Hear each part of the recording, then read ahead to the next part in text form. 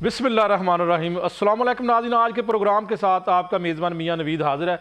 नाज़रीन, एक मरतबा फिर आज बात करेंगे बल्दियाती इलेक्शन के ऊपर। कौन सी ऐसी वजूहात हैं कि जब जमहूरी हुकूमतें ये बल्दियाती इलेक्शन नहीं करवाना चाहती। यहाँ पर मुझे अफसोस के साथ ये एक मैं एग्जाम्पल दूंगा, लेकिन ये एग्जाम्पल बनती है या नहीं, लेकिन फिर भी इसके बावजूद अगर आमरीत की बात करें, परवेज़ मुशर्रफ की बात करें, तो उसके दौर में जो है वो बल्दियाती इलेक्शन करवाए गए और मुकम्मल उनसे काम लिया गया।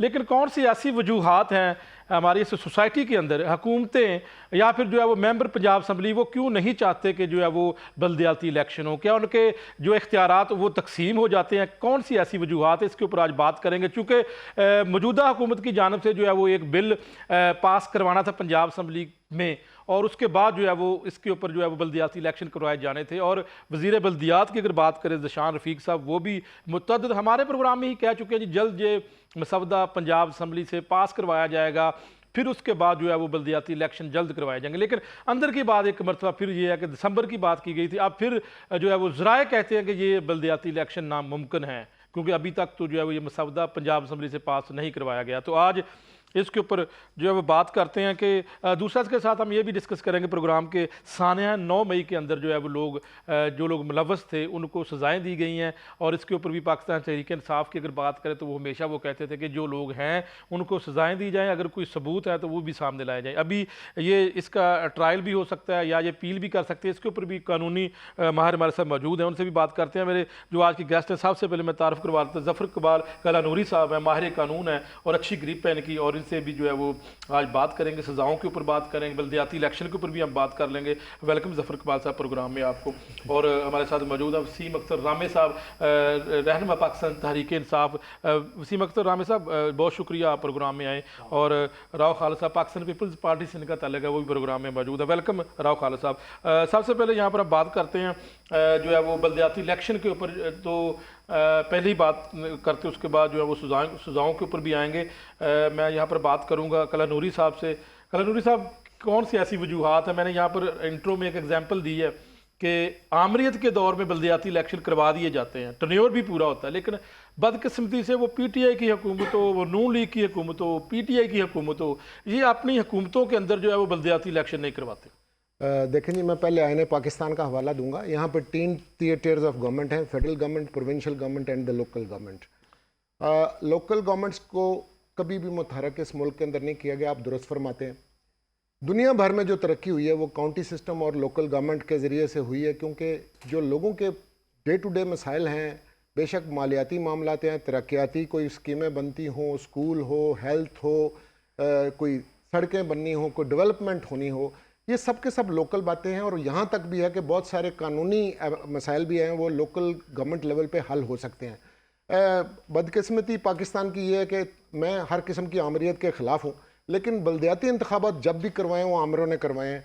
पहली दफ़ा जो इंतखाबात बल्दियाती हुए हैं, जिसे बीडी मेंबर का सिस्टम कहते थे, वो अयूब खान ने 2 मरतबा करवाए हैं। उसके बाद ज़ियाउल हक ने इंतखाबात करवाए हैं, बल्दियाती इंतखाबात करवाए हैं, फिर परवेज़ मुशर्रफ ने भी बल्दियाती इंतखाबात करवाए हैं।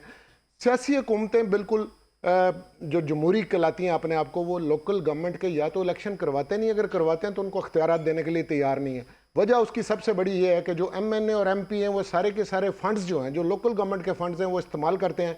अब आप देख लें, मेरा शहर लाहौर ही है, इसके अंदर कभी कोई बाहर से मेहमान तशरीफ़ ले आए या कोई अहम दिन हो, उस हवाले से जितने अखराजात होते हैं वो सारे के सारे लोकल गवर्नमेंट के हैं, लेकिन उसका फ़ायदा कौन ले लेते हैं? प्रोविंशियल गवर्नमेंट के लोग या फेडरल गवर्नमेंट के लोग हैं।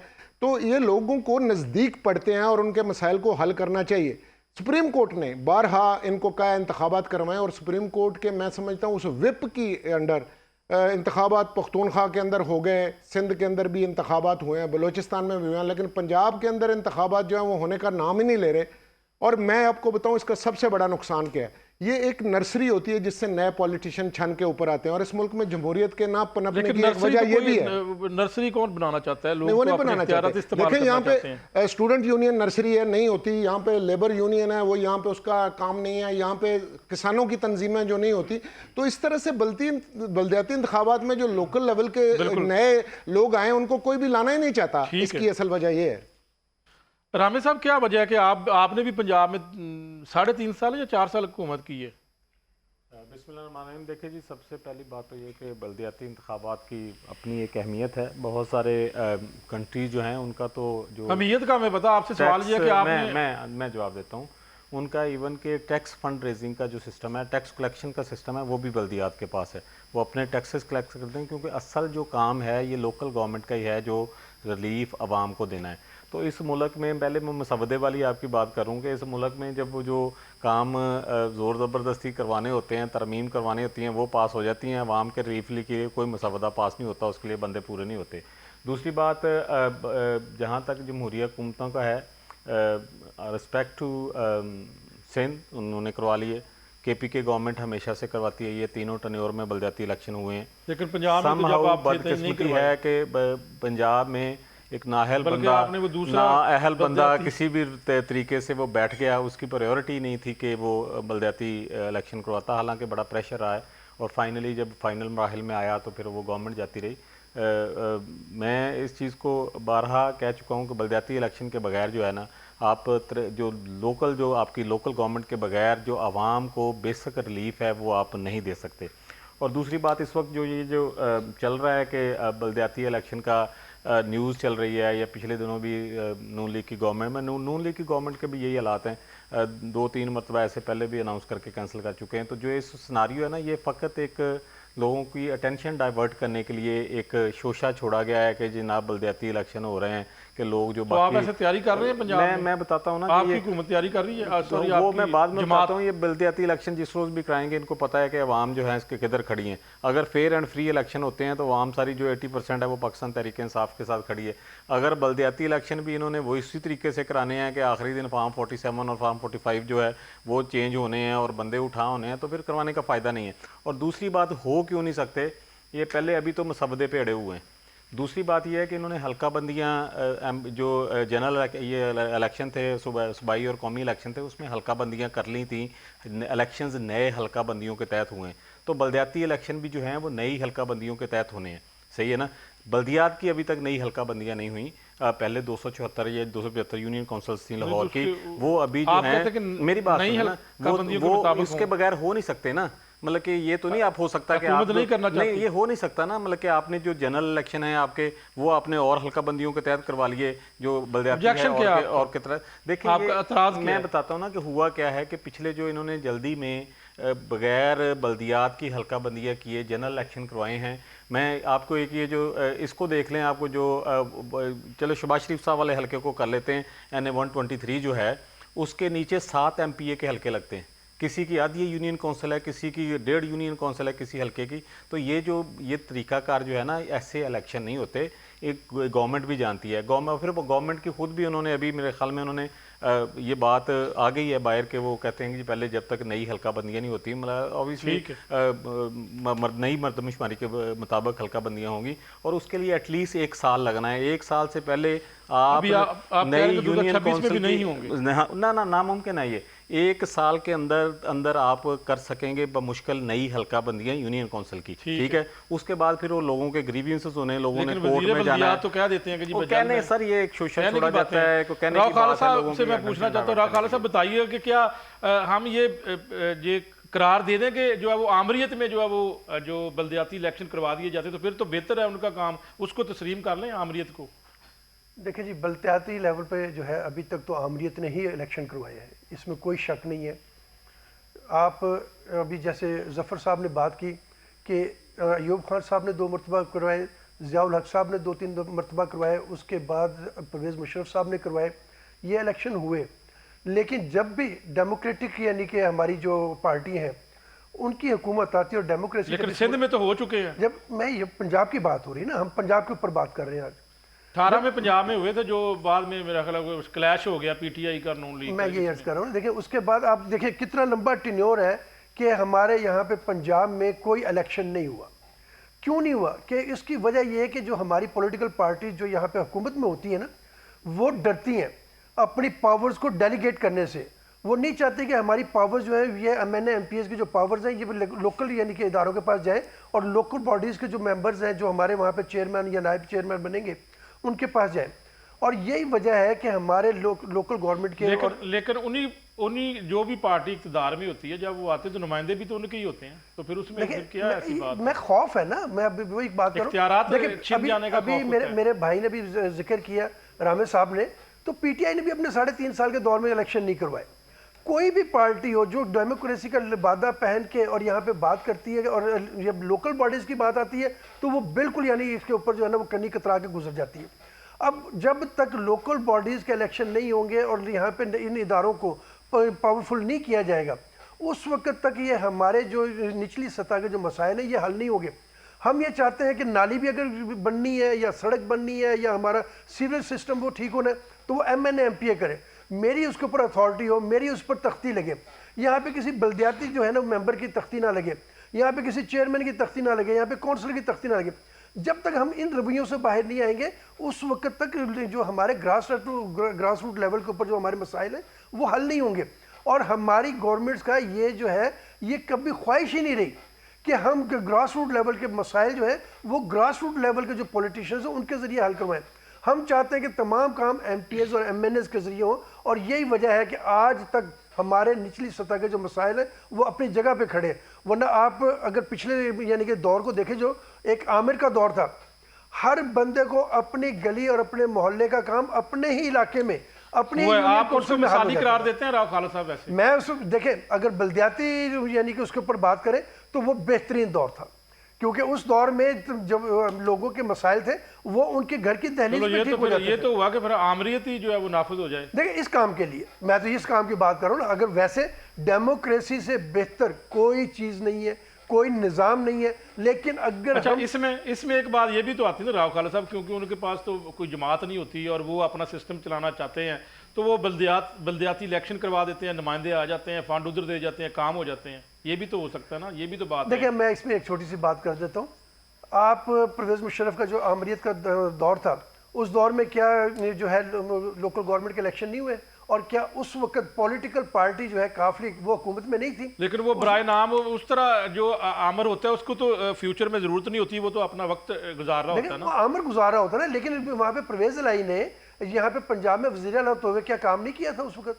उसने बिल्कुल ये बात दुरुस्त है आपकी कि काम तो बल्दियाती दौर उस वक्त हुआ था। बल्दियाती उन्होंने पावर्स डेलीगेट की ना, पावर्स गई उनके पास और वहाँ पे काम हुए।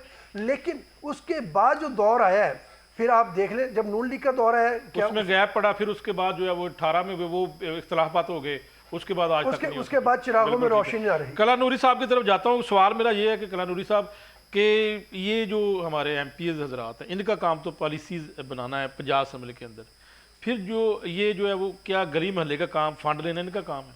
नहीं जी, बिल्कुल भी नहीं है। मैं आपको लंदन की मिसाल देता हूँ। उनका जो मेयर है वो तकरीबन वज़ीर आज़म है लंदन का।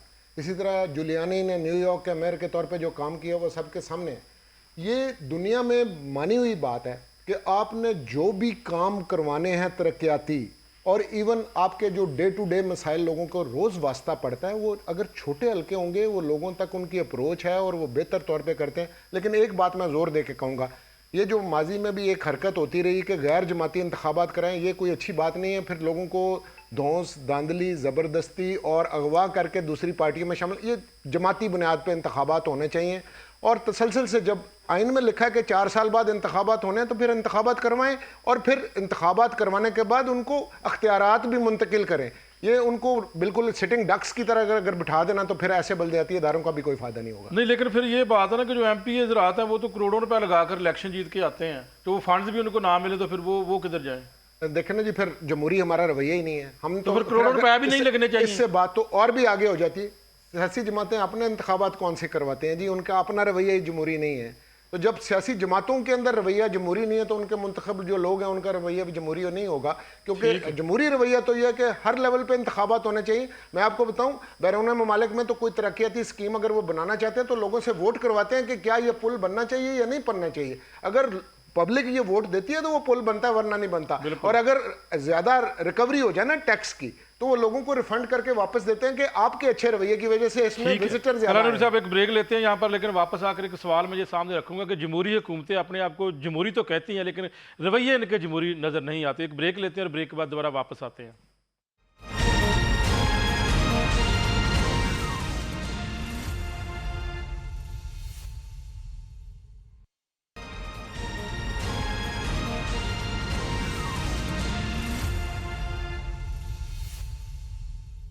वेलकम बैक नाज़रीन। नाज़रीन, जमहूरी हुकूमतें अपने आप को कहती तो जमहूरी हैं कि जी वो जमहूरियत के अंदर ही काम करते हैं, लेकिन जब बल्दियाती इलेक्शन की बात करते हैं इसके ऊपर मुसलसल दूसरा या तीसरा प्रोग्राम कर रहे हैं और हमें बार बार वज़ीर बल्दियात की जानब से ये कहा गया था कि जी इसका मसवदा जल्द पंजाब असम्बली से पास करवाया जाएगा, फिर जो है वो इंतखाबात का ऐलान कर दिया जाएगा, लेकिन ऐसा नज़र नहीं आता, क्योंकि अब भी अंदर की बात यह है कि ये जो है वो तकरीबन 2026 में भी ये मुमकिन नहीं है कि ये इंतखाबात हों। तो सबसे पहले मेरा सवाल वसीम अख्तर रामे साहब से है। कोई भी सियासी हुकूमत हो, आप भी अपने आप को जमहूरी जो है वो पार्टी कहते हैं, वसीम रामे साहब, कोई भी ऐसी हुकूमत जो है जब आती है तो वो बिल्कुल भी जो है बल्दियाती इलेक्शन नहीं करवाना चाहती, और आप जैसे लोग जो इलेक्शन जीत कर पंजाब असम्बली के मेंबर बनते हैं तो फिर आप अपने इख्तियारात देना ही नहीं चाहते बल्दियाती नुमाइंदों को। जी, जहाँ तक पाकिस्तान तहरीक इंसाफ का ताल्लुक़ है तो उसमें ये हर बार ही इलेक्शन होते हैं। पहले भी बाकायदा मेंबरशिप खोली गई कंप्यूटराइज तरीके से, पंजाब से तकरीबन को 21 लाख मेंबर बने। मुझे 1 मिनट देना। 18 में आपने करवाए थे जरा? हाँ जी, बिल्कुल इलेक्शन हुए, आपने करवाए? हाँ जी, बिल्कुल इलेक्शन हुए, मेंबरशिप खोली गई, उसके बाकायदा एक सिस्टम हायर किया गया जिसके थ्रू वोटिंग हुई, बाकायदा वोटिंग से वर्कर्स के दौर में बताइए आपने करवाए थे बल्दियाती इलेक्शन? नहीं, मैं बल्दियाती इलेक्शन की नहीं बात कर रहा हूँ, मैं पार्टी इलेक्शन की बात कर रहा हूँ। पार्टी इलेक्शन की आपने पहले बात की है कि पार्टियों के अंदर जमहूरी निज़ाम नहीं है, तो पाकिस्तान तहरीक इंसाफ के अंदर हमेशा से जमहूरी निज़ाम रहा है। हमने मतलब कि बाकायदा वोटिंग ओपन करके इलेक्शन करवाए, बाद 3 मरतबा करवा चुके हैं। अगर आपने जब कबूल ही कोई चीज़ नहीं करनी, इलेक्शन कमीशन मुतमिन नहीं हुआ और आपने इलेक्शन कमीशन पाकिस्तान तहरीक इंसाफ से मुतमिन नहीं होगा। इलेक्शन कमीशन ने क्यों मुतमिन होना पाकिस्तान? वो मुतमिन होगा नून लीग से, वो मुतमिन होगा पीपल पार्टी से, वो ना भी करवाएं तब भी मुतमिन होगा। ये तो एक टारगेटेड कैंपेन है। इलेक्शन कमीशन को छोड़ 2000%, इसमें कौन सी बात है? देख, आपके सामने यही तरीका, पीपल्स पार्टी में कब इलेक्शन हुए, नून लीग में कब इलेक्शन हुए हैं? टारगेट पे पाकिस्तान तहरीक इंसाफ है, उन्होंने 3 मरतबा करवा लिए, फिर भी टारगेट पे हैं। ये गलत हो गया, फिर करवा लो, ये गलत, मतलब ये एक टारगेटेड कैंपेन है। आप ना करवाते? नहीं, क्यों ना करवाते? मतलब कि वो आपको पता है कि हमें तो आपको कितना बड़ा नुकसान हुआ, आपके सामने है, निशान तक नहीं दिए गए, ये सब कुछ शर्तें रखते रहे, वो करवा के भी माने, करवाने के बाद भी नहीं माने, 2 मरतबा करवाएं उसको भी नहीं माने। तो ये आपसे सियासी गलती होती है। और नहीं, मेरी बात आपसे माने, आप मेरी बात सुने, किसी भी पार्टी को उठा के देख लें, किसका आज तक इलेक्शन हुआ? एक सिर्फ पाकिस्तान तहरीक इंसाफ या जमात इस्लामी वाले हैं वो करवाते हैं, ये पाकिस्तान तहरीक इंसाफ करवाती है। बाकी किसी पार्टी ने आज तक इलेक्शन करवाए नहीं। वो पिक एंड चूज है, फैमिली की पॉलिटिक्स है, फैमिली पे ही चलती है वो। दूसरी बात, जहाँ तक ये लोकल गवर्नमेंट की आप बात कर रहे हैं, तो लोकल गवर्नमेंट की देखें, मेरे भाई ने कहा कि जो मार्शल लॉ के दौर में होते रहे, या तो फिर मार्शल लॉ लगवा लें, आपने क्यों करवा दिए हैं? देखिए, सियासी उन्होंने कहा कि सिर्फ बल्दियाती इलेक्शन की बात, बल्दियाती नहीं है, ये बात नहीं होती। देखिए, मेरी बात सुने, जब तक जमहूरियत है तो ये मुल्क है, ये इस्लामी जमहूरिया पाकिस्तान है, ये मार्शल लॉ का मुल्क नहीं है, सही है ना? देखिए, जमहूरियत पे अमल होता है, हर जगह होता है। आप कोई उसको जमहूरियत पे अमल भी तो करना दे। आपकी अब जमहूरियत है, 47 वाले सारे बैठे हैं, जमहूरियत है। अच्छा, आज आप मुझे बताएं, भाई ने कहा, 1 मिनट रुके ना, भाई ने कहा, मैं बताता हूँ, उस पर भी आ जाता हूँ। भाई ने कहा जी वो जमाती इलेक्शन होने चाहिए, ऊपर जमाती हुए थे, उसके ऊपर आपने फैसला दिलवा लिया सुप्रीम कोर्ट से कि जो मर्जी फ्लोर क्रॉसिंग कर सकता है। इस मुल्क का जब तक आप निज़ाम सही नहीं रहने देंगे ना, अगर हर चीज़ कंट्रोल करके चलेंगे, या तो फिर कर लें सब कुछ ही कंट्रोल, भाई छोड़ दें सबको, वी हैप्पी, आप कर लें कंट्रोल करके देख लें सीधा। तो अगर आप एटलीस्ट तब हमें ये तो पता होगा ना कि आप कर रहे हैं सीधा, आप कर लें, संभाल लें मुल्क, कर लें सीधा। अगर आपसे नहीं सीधा हो पा रहा तो फिर अवाम पे छोड़ दें, अवाम को लाने दें अपना बंदा जिससे वो सीधा करते हैं, जिस पे वो। मैं राव खाला साहब की तरफ जाता हूं, क्योंकि राव खाला साहब एक संगीन इल्ज़ाम ये है कि पीटीआई कहती है कि सिर्फ इंतखाबात पार्टी के अंदर उन्होंने कराया, इंट्रा पार्टी इलेक्शन। आपकी जमात, आप भी जमहूरियत के दावेदार हैं, और आप इसके ऊपर जो है वो, आप जब पाकिस्तान पीपल्स पार्टी की बात करें तो इसके ऊपर आपने कई कुर्बानियां दी हैं, तो इसके ऊपर तो हमने कभी सुना ही नहीं कि पीपल्स पार्टी के अंदर भी इलेक्शन हुए हैं। देखिए, खबर भी नहीं कहीं निकली। ये इनका दावा है ना, ये अपना दावा जो भी करेंगे, हम इसको जो है, मुझे ज़रूरत नहीं है कि मैं इनकी जो है इसको निगेट करता रहूं, लेकिन आप बता दें कब हुए हैं। मैं हकीकत ये है कि पाकिस्तान पीपल्स पार्टी से ज़्यादा डेमोक्रेटिक पार्टी कोई भी नहीं, और इन्होंने अभी इनकी रिकॉर्ड मानते हैं आपकी लीडरशिप ने। मेरी अर्ज सुन लें, रिकॉर्ड की दुरुस्ती के लिए जब से, यानी कि अब ये आपका जो डिक्टेटर का दौर गया है, उससे पहले भी, अगर सिंध में मुझे बता दें कि कब जो है ये बल्दियाती इलेक्शन नहीं हुए, हमेशा बल्दियाती इलेक्शन हुए, एक वाहिद पंजाब है जहां पे इलेक्शन नहीं होते। पंजाब के अंदर आप इत्तेहाद में भी तो हैं ना, फिर तनकीद करें आप। मेरी सुन लेना। उसके बाद अब जैसे इन्होंने अभी बात की, मैंने सिर्फ पंजाब की बात की थी। सिंध में हमेशा इलेक्शन हुए, पंजाब में इनकी अपनी हुकूमत रही, ये जमहूरियत के दावेदार होते हुए इन्होंने उस वक्त क्यों नहीं ये जमहूरी रवैया अख्तियार की है और उस वक्त क्यों नहीं इलेक्शन करवाए? अब जमहूरी रवैये की अब बात उस वक्त की जाती है जब इन्होंने उसके ऊपर अमल किया हो और हम उसके ऊपर अमल ना कर रहे हो, फिर ये हम पे तनकीद करते तो बेहतर था। और पीपल्स पार्टी की बात कर ले, फिर दोबारा आती है बात उसमें डेमोक्रेटिक रवैया, डेमोक्रेटिक जो है, और उसमें इलेक्शन जो है, उन्होंने हमेशा अपनी पार्टी में इलेक्शन होते हैं और इलेक्शन की बुनियाद के ऊपर ही इलेक्शन कमीशन ऑफ पाकिस्तान जो है वो जो है उनके जो है उसको रिन्यूबल करता है, सारी चीज़ों को बाद में उसके ऊपर ही लेके चलता है।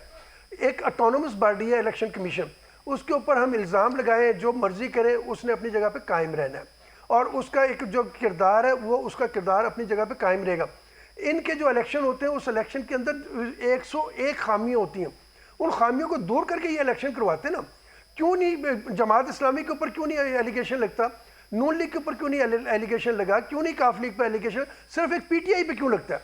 जब के इनका अपना दौर था, जब ये खुद हुकूमत में थे, उस वक्त भी इनके ऊपर एलिगेशन लगे ना। क्या उस वक्त इलेक्शन कमीशन जो है वो इन पार्टियों के पास था, जैसे ये भी कह लेकिन अब पीटीआई की बात करें, अंदर से तो कोई बात नहीं होती, बाहर से कोई ना कोई बात हो गई या कोई दरखास्त दे दी जाती है, कुछ ना कुछ कर दिया जाता है, तो ऐसा नहीं लगता कि टारगेट किया जाता है? नहीं, टारगेट नहीं किया जा रहा। मैं फिर वही कहूँगा, ये जो है इनके अपने रवैये, इनको रवैये दुरुस्त करने चाहिए, रवैये दुरुस्त करने की जरूरत है। उसी वक्त रामे साहब आपकी तरफ आता हूँ, लेकिन जफ़र इकबाल कलानूरी साहब से मैं पूछना चाहता हूँ, बात करना चाहता हूँ। जी जफ़र इकबाल साहब, ये बताएं कि जब इनसे बात की जाती सियासी जमातों से, तो ये कह देते हैं जी पिछले दौर में आपने नहीं किया, जब उनसे बात करते वो आप नहीं कर, एक दूसरे के ऊपर मलबा डाल के हमें कोई जवाब ही नहीं देते। तो जब इनसे पूछा जाता है ये मलबा एक दूसरे के ऊपर डालते हैं। जी, तो अब यही सिलसिला चलता रहा। मैंने अगले रोज भी बात की थी जब आप मुज़ाकरात के हवाले से बात कर रहे थे। There is always a starting point. 100% कोई करेक्ट नहीं होता। गुफ्तगू इसीलिए की जाती है कि आप जो नेशनल इश्यूज हैं उनके ऊपर कोई कंसेंसस करें और आगे को चलें। और मैंने मिसाल भी रसूल करीम सल्लल्लाहु अलैहि वसल्लम की दी थी, जो हमारे लिए एक मिसाली हस्ती हैं। उन्होंने फतह मक्का के बाद एक दफ़ा आम माफ़ी का ऐलान किया। अगर हम पीछे देखते रहेंगे ना कि तुम्हारी ये गलती है, गलतियाँ सबसे हुई हैं। और आज वाला आप मौजू की बात करें, ये बड़ा अहम है कि अगर डेवोल्यूशन ऑफ पावर होनी है तो लोअर लेवल पे होनी है। लोगों के मसाइल हैं। अगर आज तक नए इंतखाबात करवाएं और दुरुस्त इंतखाबात करवाएं और फेयर इंतखाबात करवाएं। और यहाँ ये बात करना जी इलेक्शन कमीशन का रोल, मैं समझता हूँ इलेक्शन कमीशन का role lot to be desired है। इस मुल्क के अंदर फ्री एंड फेयर इलेक्शन करवाने के लिए ये प्री रिक्विजिट है कि एक इंडिपेंडेंट इलेक्शन कमीशन हो, लेवल प्लेइंग ग्राउंड सबको हो और इलेक्शन होगा। और ये मुल्क अगर आगे अल्लाह की मेहरबानी से चलना है, और ये जब भी चलेगा कि फ्रेश फ्री एंड फेयर इंतखाबात नहीं करवाएंगे तो हम बंद गली में फंस गए। बिल्कुल, मैं आप दूसरे मौजू की तरफ आता हूँ। बहुत अहम मौजू है और आपकी इसके ऊपर हमें जो है वो एक राय बहुत ज़रूरी है कि सानिया 9 मई के हवाले से अगर बात करें तो तकरीबन 60 मुजरमान को सज़ाएँ सुना दी गई। अब ये मुझे बताइएगा कि ये आगे कहीं अपील कर सकते हैं और इनको तकरीबन 10 साल तक, 2 से 10 साल तक मुख्तलिफ इनको जो है वो सज़ाएँ हुई हैं।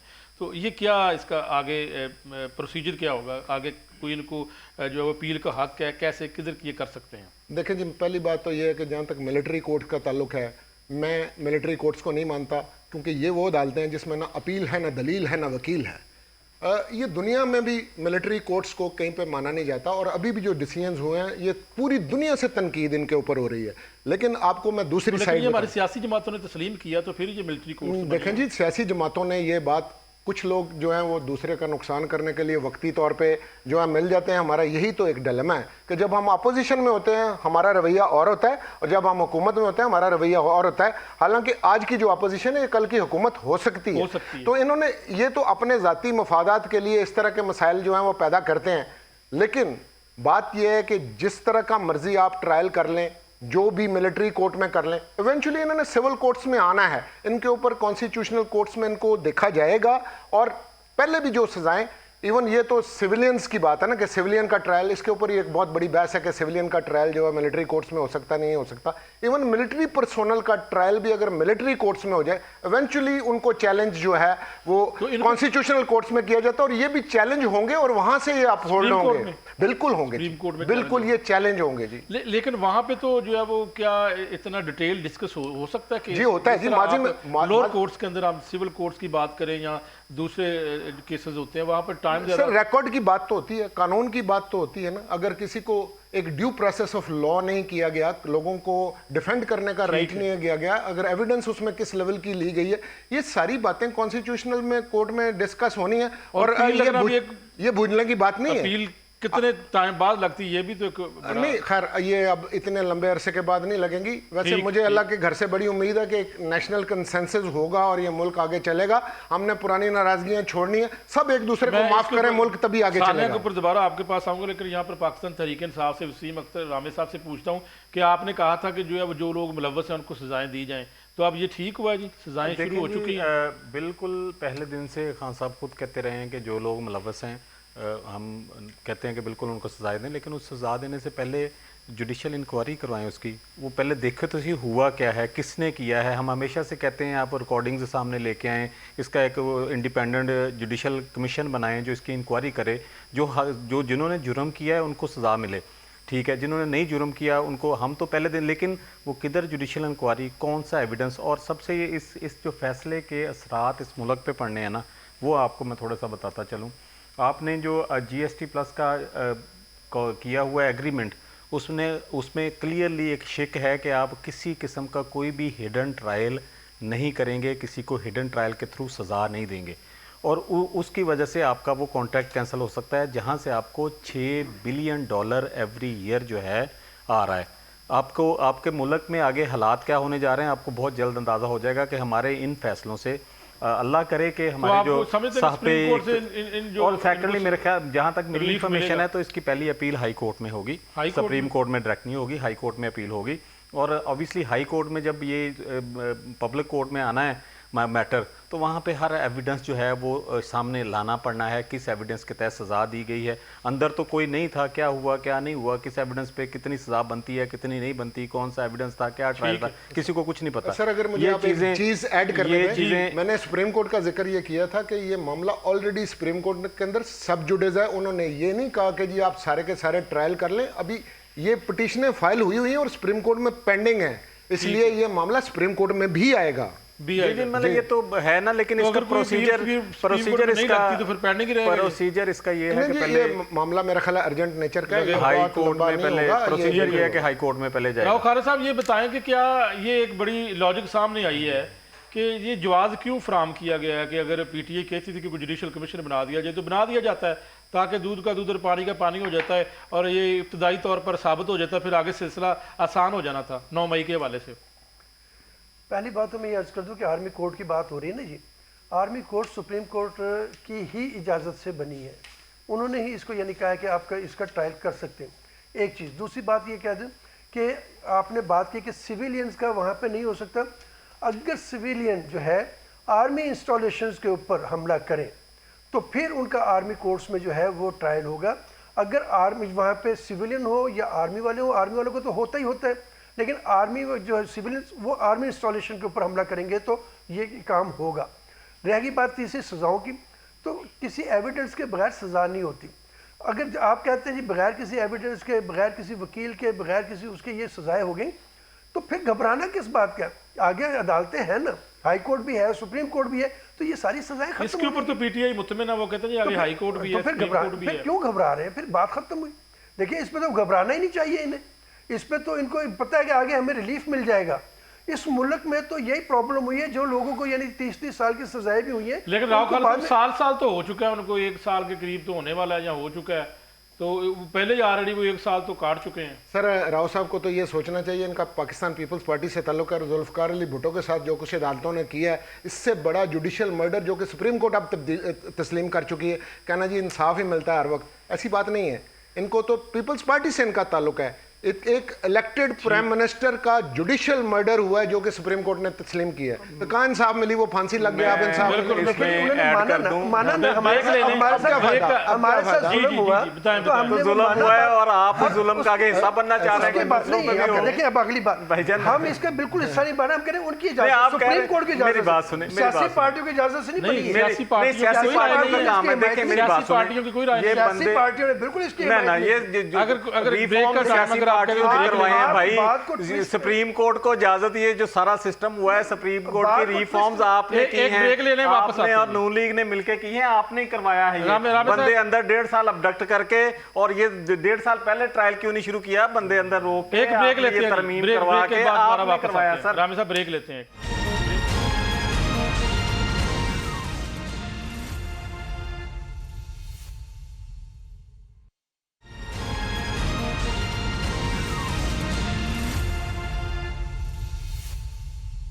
वेलकम बैक नाज़रीन। यहाँ पर मैं राव खालिद साहब से ही पूछना चाहता हूँ कि जो मिलिट्री कोर्ट्स के ऊपर हम बात कर रहे थे, आपने कहा सुप्रीम कोर्ट की इजाज़त है, तो यही बात है कि सियासी जमातें भी तो इसको तस्लीम कर चुकी हैं, किसी ने यहाँ पर कोई इतराज़ नहीं उठाया। देखिए, एक चीज़ मैं बता दूँ, ये एक PTI का हमेशा वतीरा रहा है कि अदालतों ने जब भी उनको कोई बात की है उन्होंने उसका इनकार किया, उनको मानने से इनकार किया। उसके बाद जो है ये नून लीग का एक वतीरा रहा है, वो भी यही काम करती है, जबकि पीपल्स पार्टी ने हमेशा जो है अदालतों के हुक्म की जो है वो बिल्कुल ताबेदारी की है और उसके अहकामात की उसके ऊपर अमल किया है। आप ये देखें, हमने अपने वज़ीर-ए-आज़म को उनके एक हुक्म के ऊपर घर भेज दिया, जमहूरियत को हमने डीरेल नहीं होने दिया, और वहीं पे हमने दूसरा वज़ीर-ए-आज़म ले आए। ये इस तरह के जो काम ये पीपल्स पार्टी ही कर सकती है। बता दें कि अगर इनके एक वज़ीर-ए-आज़म को वहाँ पे नो कॉन्फिडेंस हो गया तो कौन सी क़यामत आ गई कि होती है ये सियासी एक जो है वो भी एक अमल है ना। सर सिर्फ ये बता दें कि 90 दिन के अंदर इंतखाबा का अगर आइन के अंदर लिखे तो प्रोविंशियल असेंबली के भी नहीं हुए और नेशनल असेंबली के भी डिलेड हुए, वहाँ पे पीपल्स पार्टी का रवैया क्या था? देखिए, पीपल्स पार्टी तो आज भी चाहती है, बिल्कुल नहीं हुए इंतखाबात, 90 दिन के अंदर इंतखाबात नहीं हुए। राव साहब यहाँ पे बात तो बनती है कि वहाँ पर खामोशी क्यों? देखिए, पीपल्स पार्टी तो हमेशा कहती है कि ये टाइम पे होने चाहिए। अब उसके साथ जो दूसरी जमातें ये उनका काम है, पार्टी ही की वजह से मौजूदा मुझे एक मिनट छोटी सी कर दो। देखिए, आप जरूर टाइम लीजिएगा अपना। पीपल्स पार्टी ने कभी भी आमरीत की हिमायत नहीं की। पीपल्स पार्टी ने कभी भी ऐसे यानी कि रवैये की जो कभी सपोर्ट नहीं की जो नॉन डेमोक्रेटिक हो। लेकिन यहाँ पे देखिए, हुकूमत जो है पीपल्स पार्टी की नहीं है, हुकूमत है ऊपर भी चले जाए और पंजाब में भी आ जाए, नून लीग की है। लेकिन कला नूरी साहब ने भी जो कहा है उसमें भी तो आप खामोश पार्टनर नून लीग के बने हुए हैं ना। अब ये मुझे एक चीज़ बताएं, क्या हम अब जमहूरियत को डीरेल कर दें? हमारे पास सिर्फ और सिर्फ वहाँ पर कॉन्स्टिट्यूशनल जो है वो हमारे पास जो अख्तियार है, हमारे पास कोई एग्जीक्यूटिव का इख्तियार तो है नहीं। अच्छा, लेकिन आप कहते हैं कि आइन को डीरेल कर दें और हुकूमत को चलने दें, ये फिर होना चाहिए? नहीं, आइन तो डीरेल नहीं हो रहा। आइन तो इसका मतलब अल्हम्दुलिल्लाह आइन तो 90 दिन के अंदर इलेक्शन होना जरूरी थे, करवाए, हमने कॉम्प्रोमाइज कर लिया, करवाना चाहिए था। जो है पीपल्स पार्टी तो कहती रही कि होने चाहिए। उस वक्त आपने बिल्कुल जो है वो ये बात नहीं की। जिन्होंने नहीं होने दिए, इसका सवाल आप उनसे करें। हाँ, उनसे करें और इसका जवाब भी आप उससे। हिस्सा बकदर जुस्सा होता है। पीपल्स पार्टी को जितने आईनी ओहदे मिल गए ना उतनी उनकी स्ट्रेंथ नहीं है, ये भी माने ये सब मुकमका से हुआ है। ये रामे साहब आप क्या भाई ने राव खालिद साहब मुझे 2 मिनट दीजिएगा सर, आपने अपना बोल लिया, 2 मिनट दे दें हमें भी। इस वक्त जो है 2 मिनट दे दें सर, आपने अपना टाइम ले लिया, अब हमारे टाइम पे तो ना बोले ना। सेकंड लार्जेस्ट है इस वक्त, सही है ना? आप सर सेकंड नहीं, मैं तो फर्स्ट ही समझता हूं। लार्जेस्ट नहीं, आप फर्स्ट आप सेकंड नहीं फर्स्ट ही हैं। 1 मिनट मुझे सिर्फ 1 मिनट दीजिए सर। रामे साहब, इस मुल्क में जमहूरियत का बेड़ा गर्क जितना पीपल्स पार्टी ने किया है किसी ने नहीं किया। नून ने कम। 1 मिनट जरा मुझे पहले पीपल्स पार्टी की बात कर लेने दें। पीपल्स पार्टी के भाईजान कह रहे हैं कि हमने बड़ी जमहूरियत में, भाई इस मुल्क में हॉर्स ट्रेडिंग हमेशा से पीपल्स पार्टी ने की है। इस टेन्योर में भी पीडीएम की जो खरीदो फरोख्त है सारी जरदारी साहब के थ्रू नोट करना। राव खालिद साहब एक जवाब देना पड़ेगा। आज तक जितनी आप जिस बंदे से मर्जी पूछ लें, जिस तरफ इनके मुफादात होते हैं वहाँ खरीदो फरोख्त के ये मास्टर हैं। ये जमहूरियत की बात करते हैं, कौन सी जमहूरियत की बात करते हैं? इन्हें सिर्फ अपने हिस्से का होता है, कोई जमहूरियत नहीं होता। और मैं एक और बता दूं, अभी क्योंकि इनको इनकी 12 मिनिस्ट्रियाँ तय हुई थी, इनका हिस्सा तय हुआ था पंजाब गवर्नमेंट में, वो इनका 2 माह से चल रहा है फड्डा। ये अभी मैं आपको लिख के देता हूँ तो अच्छा, पहले इनकी जमहूरियत देख लें कि इन्होंने तय किया कि 2.5 साल आप गुजार लें, 2.5 साल हम गुजार लेते हैं, ये जमहूरियत है। अभी इनको नजर आ गया है कि गवर्नमेंट आगे 5 साल चलती नहीं नजर आ रही। इन्होंने वो सवा साल के फार्मूले पे आ रहे हैं कि अगले 5-6 माह में जो है बिलावल भुट्टो को जनाब वजीर आजम बना दें। ये इनकी जमहूरियत है। ये जमहूरियत नहीं, ये जमहूरियत का मजाक बनाते हैं, खरीदो फरोख्त करके हमेशा ये काम चलाते हैं। इनके पास अपना कुछ नहीं होता, कोई इधर से खरीद लिया, कोई इधर से खरीद लिया। और इस मुल्क की जमहूरियत को डीरेल करने में, इस मुल्क का आइन तोड़ने में सबसे बड़ा किरदार पीपल्स पार्टी का है। सर, आपका पहला जो सवाल है मैं ना, आपको एक और बता दूं, ये अगले आप इधर बैठे हैं ना, हम भी इधर बैठे हैं, अगले 3 से 4 माह में देखिएगा इधर क्या क्या दोबारा से खरीदो फरोख्त तो नहीं है। अच्छा, कैसे वजीर आजम सर, कराची के अंदर जो बल्दियाती इंतखाबात सारा काम कराची में जो बल्दियाती इंतखाबात हुए हैं, अगर मेरिट के ऊपर वहां पे वोट के हिसाब से होता तो जमात इस्लामी का मेयर होना चाहिए था। ये पीपल्स पार्टी का किया वो एक कारनामा है कि आज मेयर जो है वो वहां पे जमात इस्लामी का नहीं है। जमात इस्लामी और तहरीक इंसाफ का वहां पे अलायंस था, फंक्शनल लीग से भी उनका अलायंस था, लेकिन मेयर जो है वो कम वोटों वाला बंदा आज भी लेकिन वहां पे एग्जांपल सेट किया कि हाफिज नईमुर रहमान साहब ने तो अपनी सीट छोड़ दी और एग्जांपल सेट की, लेकिन उनको नहीं मिली जी। वो देखिए कि क्या करते, सीट कैसे नहीं छोड़ते जब उनके बंदे उठा के ले गए, पीटीआई के बंदे उठा के ले गए, जमात इस्लामी के बंदे उठा के ले गए। सर ये जमहूरियत करते हैं, खुदा का खौफ करें, इस मुल्क को बख्श दें। ये झूठ, ये हॉर्स ट्रेडिंग आप करते हैं और जनाब आमरीत को सपोर्ट आप करते हैं, पता नहीं कौन कौन से आपके इल्ज़ाम आते हैं। और जो आपके बल्दियाती इलेक्शन की एग्जांपल अभी मैंने दी थी कि अच्छी बात है सिंध में हुए हैं, उसके ऊपर भी बात अभी कला नूरी साहब ने कर दी है कि वहाँ पर भी अगर कोई फेयर इलेक्शन होती कोई और जीत जाता। ये सारा कुछ पीपल्स पार्टी के ऊपर ही आ पड़ा है। देखिए, अगर किसी को ख्वाब में कोई चीज़ नज़र आती है ना, तो उसका तो मेरे पास तो कोई हल नहीं है।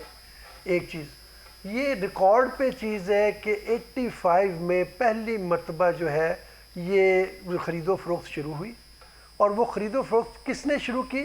ये जिनको आज ये क्लीन चिट देना चाह रहे हैं ना, क्योंकि इन्होंने उनसे फेवर लेनी है। राव खालिद साहब, यहाँ तक मेरा कोई नॉलेज है तो 88 या 89 की बात करो तो तब तो पीटीआई थी, तब तो एस्टैब्लिशमेंट थी। यही बात कह रहा हूं ना, आप भी उन्हीं की बात कर रहे हैं जिनके लिए आप बात करें, मुकम्मल करें, बात मुकम्मल होने दें, फिर मैं बात देखिए उसके बाद आप जरूर बोलिएगा। 85 में जिन्होंने शुरू की, आप उनको तो क्लीन चिट दे रहे हैं, और हम भी ये कहते हैं कि उन्होंने गलत किया। मैं बिल्कुल उसको यानी क्लीन चिट नहीं दूंगा। हाँ, ये बात है कि आपने सिर्फ और सिर्फ पाकिस्तान पीपल्स पार्टी के ऊपर रामे साहब बात कर दी है, ये बात है, और जो कि गलत है, 110% गलत है। पीपल्स पार्टी को क्या 88 में जो है हुकूमत, उनकी भी बात करते हैं, इनकी भी बात करते हैं। राव खालिद साहब ये कह रहे हैं बल्दियाती इंतखाबात के मामले में जी सारी सियासी जमातों का एक ही रवैया है, बेशक पीटीआई हो, पीपल्स पार्टी हो या नून लीग हो, बल्दियाती इंतखाबात ना करवाना चाहते हैं, ना उनको इख्तियार देना चाहते हैं। इसमें ये बराबर के शरीक हैं। पीटीआई तो उस वक्त मार्ज वजूद में ही नहीं आई थी ना, 85 में, 86 में, 88 में, 90 में पीटीआई तो नहीं। लेकिन पीटीआई ने कौन सी और स्टेट की है, वो जरा एग्जांपल दे दें। मैं अपनी बात कर रहा हूं ना, इन्होंने मेरे पे इल्जाम लगाया, पहले मैं अपनी बात करूं। इनका भी तो मैंने आप पे इल्जाम नहीं लगाया, मैं जमात की बात कर रहा हूं। आप मुअज़्ज़ज़ बंदे हैं, मैं जमात की बात कर रहा हूं। उनसे मुराद उनकी जमात है ना, वो यहां पे बैठे हुए हैं। जब मैं रिप्रेजेंट कर रहा हूं ना पार्टी पर्सन है, तो मैं पार्टी की जब रिप्रेजेंट करूंगा तो मैं पार्टी हूं। बिल्कुल ऐसे ही। मैं पार्टी की बात करूंगा, हमारी पार्टी ने ये कभी काम नहीं किया। आप सिंध की बात करते हैं, क्या वहां पे डेमोक्रेसी के जरिए नहीं आई? वहां पे ये हमारी देखिए, हमेशा ये एक प्रॉब्लम रही है कि जब हमें यहाँ कोई भी चीज़ हमें नहीं मिलती है, हम वहाँ पे नहीं जीतते तो फौरन इल्ज़ाम लगा देते हैं। 77 में जो हमारे इलेक्शन हुए थे वो फेयर हुए थे, लेकिन एक आमिर ने उसके ऊपर एक हमारे जो है साहब, ये तो बहुत पुरानी बात है, वज़ीर आज़म को हम बहुत पीछे चले गए। तो मैं वही कह रहा हूं, देखिए ये रवैये है ना जिसकी वजह से यहाँ तक ये बात पहुंची है। हमें डेमोक्रेसी को जो है डीरेल नहीं होने देना। अब वो लीडर भी नहीं है जो 77 में लीडर थे, डेमोक्रेसी को डीरेल नहीं होने देना। आज भी ना सीटों की तादाद निकालने, जमात इस्लामी ने कितने ली थी, पीटीआई ने कितने ली थी, और मेयर किनका बन गया, निकाल लेना। आज भी निकाल लेना। डेमोक्रेसी आपने, आपकी डेमोक्रेसी सिर्फ ये है, आपकी डेमोक्रेसी सिर्फ ये है कि बंदों को मार कुट के, पैसे दे के, उठा के, गुंडागर्दी करके आप खुद आ जाएं। आपकी सिर्फ डेमोक्रेसी ये है। आप इस मुल्क की और किसी डेमोक्रेसी का हिस्सा नहीं है, सिर्फ हॉर्स ट्रेडिंग का हिस्सा है आप किसी डेमोक्रेसी। आपका डेमोक्रेट लीडर कब का चला गया? भुट्टो डेमोक्रेट था, वो कब का चला गया? पार्टी भुट्टो की पार्टी नहीं रह गई है। मैं कला नूरी साहब को शामिल करूं, मुझे बताइएगा कि आप 77 की राव साहब बात कर रहे हैं, उस वक्त तो लीडर जुल्फिकार अली भुट्टो साहब जो है वो शहीद, उसके साथ मोहतरमा बेनज़ीर भुट्टो वो थी और एक बड़े लीडर थे। तो अब वो लीडर तो भी नहीं है ना, ये जो उसके साथ कंपैरिजन कर सकते हैं, कंपैरिजन कर सकते हैं? बिल्कुल नहीं कर सकते, क्योंकि sir all said and done Bhutto साहब या उनके जितने भी बंदे कैबिनेट के अंदर शामिल थे उनके ऊपर करप्शन का कोई इल्ज़ाम नहीं था। ये जब लोगों को डेवलपमेंट के नाम पे फंडिंग देनी शुरू हुई है और गैर जमाती इंतखाबात हुए, उस वक्त से ये रिवाज बना। आज वो वाली कोई भी जमात नहीं है। बाकी होगा मुखालफिन से बदला लेना या ऐसी गलतियां लोगों ने की होंगी ज़रूर, लेकिन ये कहना कि करप्शन, ये करप्शन का अमल दखल बहुत बाद में हुआ है। और ज़ियाउल हक के ज़माने के बाद से जिस कदर करप्शन सियासतदानों ने के ऊपर इल्ज़ामात नहीं लगे, करप्शन हुई है। उससे पहले इस तरह के सियासतदान तमाम जमातों के अंदर ही बहुत बेहतर लोग होते थे। लेकिन एक बात गलती हुई थी, ये जो हम अभी भी कह रहे हैं कि ये जो डायलॉग है सियासतदानों को ज़रूर करना चाहिए। उस वक्त भी एक PNA के और भुट्टो साहब की पार्टी के दरमियान डायलॉग हो रहा था, उन्होंने इतने लंबे मुज़ाकरात कर दिए कि उसकी वजह से 11 साल आपको भुगतना पड़ा। के बाद अगर बात करें तो नून लीग की जमात आई थी, तो फिर आप ये समझते हैं कि उनके दौर में ये करप्शन का आगाज हुआ? नहीं, मैं ये नहीं कहता सर। वो तो बात यह है कि एक बड़ा जय्यद वजीर आजम गुजरा है जो खुद ईमानदार था, गैर जमाती इंतखाबात के बारे में बाद आया मोहम्मद खान जुनेजो। लेकिन ये कहना पड़ेगा कि उनका दौर में पहली मरतबा ये हुआ कि ये जो तरक्याती स्कीमें इनके नाम के ऊपर फंडिंग की गई, MP और MNA को पैसे दिए गए, इससे पहले ये रिवाज नहीं था। और फिर अगर लोकल गवर्नमेंट को साथ मिला ले, अगर सारी तरक्याती स्कीमें वगैरह वहां पे चली जाए तो MNA MPA शायद इतनी करप्शन करते ही ना। ठीक है रामे साहब, 30 सेकंड है, बताएं, इख्तिताम करना है। जी, आई बिलीव के बलदियाती इलेक्शन हर सूरत और 9 मई हो सकते होने चाहिए, क्योंकि बलदियाती इलेक्शन ये वाहद एक हल है अवाम की रिलीफ का। जहाँ तक 9 मई का सवाल है, हम स्टिल वही कहते हैं कि इसका जुडिशल कमिश्न बने, इंडिपेंडेंट इंक्वायरी हो, ये सजाएं शुरू हुई है तो फिर आप समझते हैं कि ठीक है, मुजरम है उसको सजा मिले। ये तरीका नहीं है, इससे आप मुल्क को पीछे लेके जाएंगे। और तीसरी बात कि इस वक्त जो भी साहबे इक़्तिदार हैं, ये साहबे हैसियत हैं, ये ताकत में लोग हैं, उनको इनका मुल्क का सोचना चाहिए, मिल बैठकर मुल्क को आगे लेके जाने के लिए इसका सलूशन देखना चाहिए, ना कि लेकिन मिल कोई नहीं बैठता। ये बात ही आप करते हैं, ये बैठना पड़ेगा। पीपल्स पार्टी शुरू से आज तक डायलॉग के ऊपर हमेशा यकीन रखती है और उसने पहले दिन से PTI के साथ हाथ मिलाने की और डायलॉग करने की कोशिश की। लेकिन PTI की जो है रवैया ये था कि हमने इनसे किसी करप्ट सियासतदान से इनका ये रवैया था, हालांकि कोई करप्शन साबित नहीं हुई। ये देखे जैसे ये अब 190 पाउंड के ऊपर बात करते हैं ना, वो अभी ये कहते हैं जो साबित नहीं हुआ। भाई साहब के ऊपर बात लंबी हो जाएगी, फिर बात करें। कला नूरी साहब क्या इख्तिताम करेंगे? मैं इख्तिताम इस बात पे करूंगा कि ये जो अभी डायलॉग हो रहा है ना, उसके अंदर इसको वाइडर टच देना चाहिए। इसके अंदर पीपल्स पार्टी को भी आना चाहिए, दूसरी जमातें जो पार्लियामेंट के अंदर हैं उनको भी शामिल होना चाहिए, ताकि तमाम सियासतदान जो है मिलकर गुफ्तगू करें। दो जमातें और भी जमातें हैं, जैसे जमात इस्लामी भी है, मौलाना फजलुर रहमान साहब की जमात है, MQM, इनको सबके नुमाइंदे रखने चाहिए। सियासतदानों को आपस में बैठ के फैसले करने चाहिए, बजाय गुफ्तगू करते करें। ऑपोजिशन वालों ने टाइम खत्म हो जाएगा। बहुत शुक्रिया। ज़फ़र इकबाल कला नूरी साहब माहिर कानून हमारे साथ मौजूद थे, वसीम अख्तर रामे साहब पाकिस्तान तहरीक इंसाफ से और राव खालसा पाकिस्तान पीपल्स पार्टी से हमारे साथ मौजूद थे और बलदियाती इलेक्शन के ऊपर बात की। और यही लग रहा है कि अभी तो शायद 2026 में भी ये इलेक्शन 25 में और 26 तक शायद हो, लंबी बात है। और उसके साथ 9 मई के ऊपर कहाँ कहाँ अपील की जा सकती है, हाई कोर्ट में का बताया गया, यहाँ पर हमारे कानून भी मौजूद हैं और सुप्रीम कोर्ट की भी एक आगे रास्ता है। तो देखते हैं क्या बनता है। तो नाज़रीन इजाज़त चाहता हूँ, इंशाल्लाह फिर अगले पीर हाजिर होगा, तब तक के लिए अल्लाह हाफ़िज़।